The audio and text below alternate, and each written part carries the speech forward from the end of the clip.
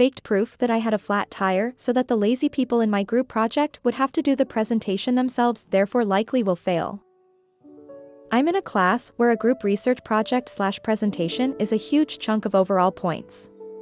Everyone knows in group projects you always have that one slacker who doesn't do anything that you have to compensate for. However, I got stuck with possibly the worst 3 people to be in a project within the class.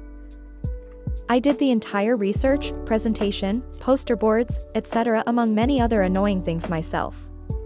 I tried talking to them and telling them they needed to put in their share of effort. Ignored. I'd send them tasks to do, ignored. I'd try to schedule meetings, they'd say they were coming and then leave me alone at the library. This happened from the get-go. It was abundantly clear that they expected everyone else to do the work, but everyone else turned out to be just me. Rule: we couldn't have things 100% memorized word for word, and we couldn't read off of anything. We had to actually know the subject.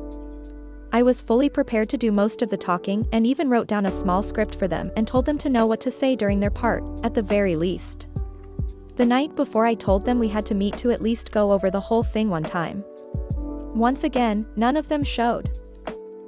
At this point I'm livid and decide they can just do it themselves, which means they'd get up there, not know a damn thing to say other than the small info I gave them, and couldn't even bullshit anything because they did no research. Thing is, if we miss without an excuse, we fail the project. If you have an excuse, you have to have documentation. I commute and live an hour away, so I decide that I'll conveniently have a flat tire right before class. Went out and actually bought a tire so I could have the receipt to prove it. Emailed the professor, who said I can present by myself during his office hours.